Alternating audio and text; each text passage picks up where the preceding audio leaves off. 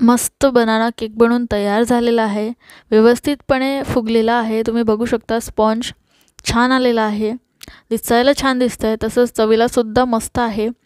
घरच्या साहित्यामध्येच बनवलेला आहे आपण. तर चला याला सुरुवात करूया. तर मी प्रिया तुम्हा सर्वांचं स्वागत करते मेक इट टेस्टी या यूट्यूब चॅनलला.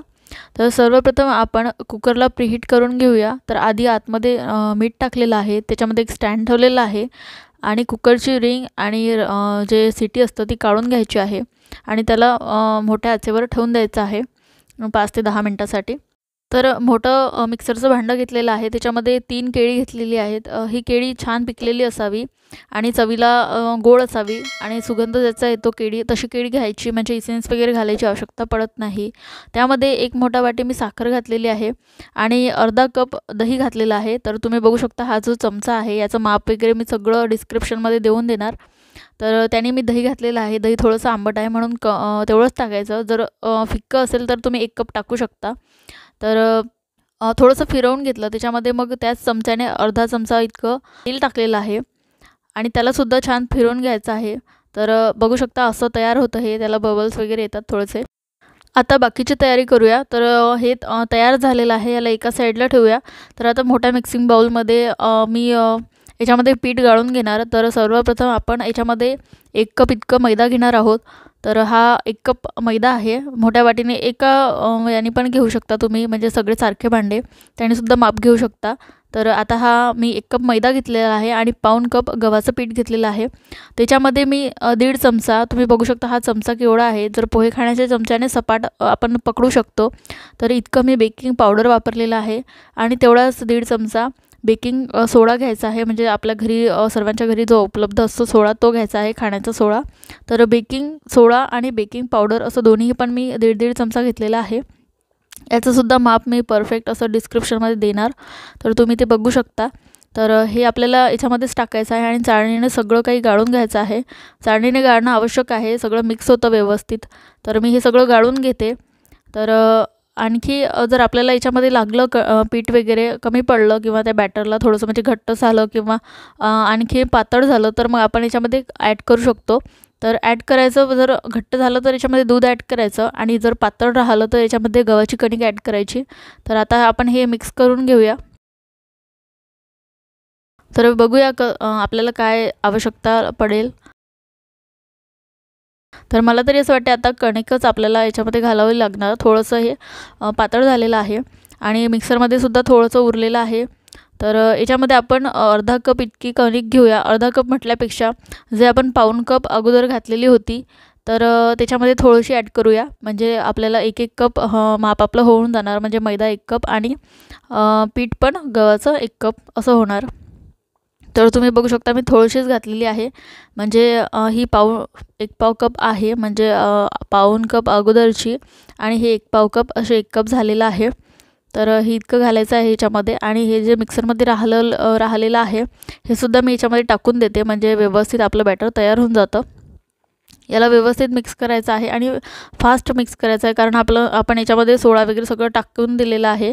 तर याचे जे बबल्स आहेत ते जायला नको किंवा खूप उशीर व्हायला नको. तर आधीच मी जे भांडं आहे त्याला तेलाने ग्रीस करून ठेवलेलं आहे एकीकडे. तर आता हे मिक्स झालेलं आहे, तर याच्यामध्ये आपण ड्रायफ्रूट्स टाकतो आहे, थोडेसे ऑप्शनल आहे.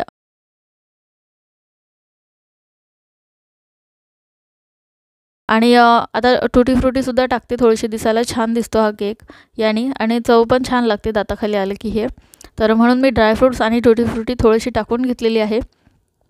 तर आता याला व्यवस्थित मिक्स करायचं आहे आणि लगेचच आपल्याला केकच्या टीनमध्ये आपण याला ओतून घेऊया. तर तुम्ही बघू शकता याला ग्रीस केलेलं आहे मी. तर तुम्ही बटर पेपरसुद्धा लावू शकता, मी फक्त तेलानेच ग्रीस केलं. तर याच्यामध्ये हे व्यवस्थित टाकून घ्यायचं आहे. तर ही प्रोसेस थोडीशी फास्ट करावी लागते, म्हणजे केक जो आहे तो व्यवस्थित स्पॉन्जी होतो. जर याला जर तुम्ही टाईम दिला अर्धा तास 1 तास तर केक अजिबातही मग स्पॉन्ज येणार नाही त्याला. तर याला थोडंसं टॅप करून घेतलं आणि याच्यावर सुद्धा ड्रायफ्रूट्सचे काप टाकते थोडेसे आणि थोडीशी टुटी फ्रुटी टाकते, वरून पण दिसायला छान दिसणार.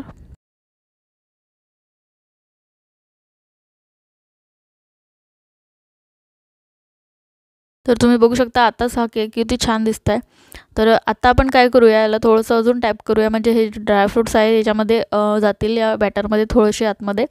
तर आता आपला कुकर प्रीहीट झालेला आहे। आता याला मी चिमट्याने पकडलेला आहे, कारण कुकर गरम आहे त्यामुळे हाताने ठेवायची रिस्क घ्यायची नाही। तर त्याच्यामध्ये मी ठेवून घेतलेला आहे आणि याला कुकरचं झाकण लावून दिलं आणि एकदम मीडियम आचेवर याला आपल्याला 40 मिनिटं होऊ द्यायचं आहे। 40 मिनिटानंतर आपण चेक करूया। तर 40 मिनिटं झालेले आहेत आणि आपण आता चेक केलं तर ह्या पूर्ण झालेलाच आहे ऑलरेडी।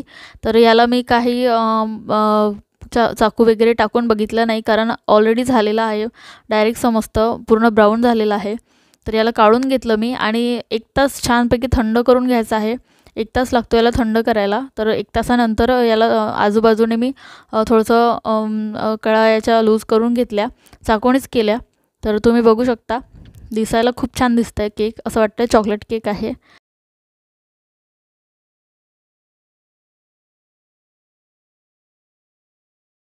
तर एका भांड्यामध्ये याला उलटं करून आपण काढून घेऊया। तुम्ही बघू शकता व्यवस्थित असा हा निघालेला आहे, दिसायला एकदम छान दिसतं, एकदम ब्राऊन कलर आलेला आहे। तर मला असं वाटतं थोडासा हा एक्स्ट्रा झाला असं वाटतं, 5 मिनिटं अगोदर जर गॅस बंद केली असती तर चाललं असतं। तर 35 मिनिटानंतर चेक करू शकता असं मी म्हणेल। तर आपण बघूया याला स्पॉन्ज किती आलेला आहे। तर याला कट केलं मी असं एका साईडला, कट व्यवस्थित होत आहे, म्हणजे तो दबतो आणि परत वर येतो असा होत आहे, म्हणजे माझ्या हाताला समजलं स्पॉन्ज व्यवस्थित आलेला आहे। तुम्ही बघू शकता किती छान आलेला आहे स्पॉन्ज। तर असा केक घरीच्या घरी झाला ना तर मन एकदम खुश होतं। तर दिसायला सुद्धा एकदम छान आहे आणि चवीला तर खूपच छान आहे। केळाचा पूर्ण याच्यामध्ये फ्लेवर उतरलेला आहे, कोणत्याही इसेन्सची आपल्याला आवश्यकता पडली नाही, अगदी घरच्या साहित्यामध्ये हा केक बनून तयार झालेला आहे। तर तुम्हाला हा व्हिडिओ कसा वाटला मला कमेंटमध्ये नक्की सांगा। काही क्वेश्चन असेल तर कमेंटमध्ये विचारू शकता। तुमच्या फ्रेंड्सला, मित्रमैत्रिणींना नक्की शेअर करा, नातेवाईकांमध्ये नक्की शेअर करा हा व्हिडिओ।